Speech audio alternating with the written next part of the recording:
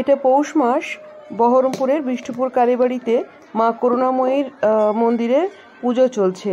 বলাই বাহুল্য ভীষণ ভিড়, খুবই ভিড়। তো এই ভেতরে যেমন পুজো চলছে তেমনি বাইরের মাঠে চলছে মেলা। আমরা টোটো করে পৌঁছে গিয়েছিলাম। আমরা দেখতে পেলাম যে মন্দিরের বেশ আগে থেকেই দোকানপাট শুরু হয়ে গেছে। এখান থেকে এখন ডালা নেওয়া যেতে পারে। তো মেলার জিনিসপত্রও এখান থেকে বিক্রি হওয়া শুরু হয়ে গেছে। টোটো আমাদের বেশ খানিকটা আগেই আমাদের ছেড়ে দিল, কারণ আর বেশি দূর পর্যন্ত এগোতে পারিনি। তো গিয়ে দেখলাম প্রচণ্ড ভিড়, মানে এত ভিড় যে আমরা মেলায় কী করে ঢুকবো বুঝতে পারছিলাম না।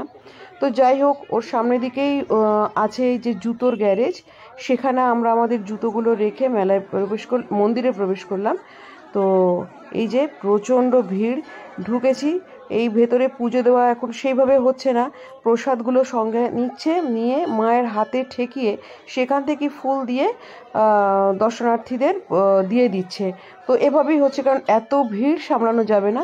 আমরা পুজো দিয়ে বেরিয়ে এলাম, আমার ছেলেও সঙ্গে গিয়েছিল। এই যে, তো মন্দিরের ভেতরে দেখলাম যে বিশাল বড় লাইন, সে ঠিক করছে ভিড়। এবং এই লাইনটা না একদম মন্দিরের ভেতরে একদম বাইরের দিকে লাইন, এবং মন্দিরটা পুরো কভার করে এই যে পেছনের দিকে পর্যন্ত চলে গেছে, এবং বোধহয় লাইনে 10,000 লোকজন দাঁড়িয়ে আছে, এতটাই ভিড়। এই যে পেছন দিকেও এতখানি মানে জুড়ে লাইন চলে গেছে। আমরা এখান থেকে বেরিয়ে এসে এই পেছন দিক দিয়ে গেলে দেখা যাবে যে যে ঘাটটা আছে ওখানে গেলাম। কদিন আগে এসেছিলাম, পুরো ফাঁকা ছিল।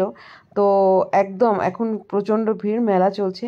তো এই ঘাটে গিয়ে একটু জল মাথায় নিলাম, একটু পুণ্য অর্জন করলাম। তো এখান থেকে বেরিয়ে এবার আমরা চলে গেলাম মেলাটা ঘুরে দেখতে।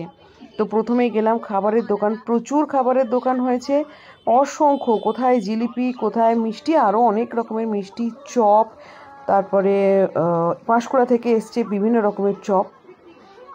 তো আমরাও সব ঘুরে দেখলাম।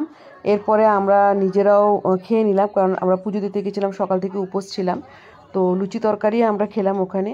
আর এই খাবারের দোকানের পেছন থেকে না লাইন, মানে ট্রেনের লাইন চলে গেছে। আমরা দেখলাম ট্রেনটা যাচ্ছে, খুব ভালো লাগে। তারপরে এই যে আচার, আমার তো প্রচণ্ড প্রিয়, একটু কুলের আচার আমি এখান থেকে সংগ্রহ করেছি। এরপর মূল মেলাটাতে গেলাম।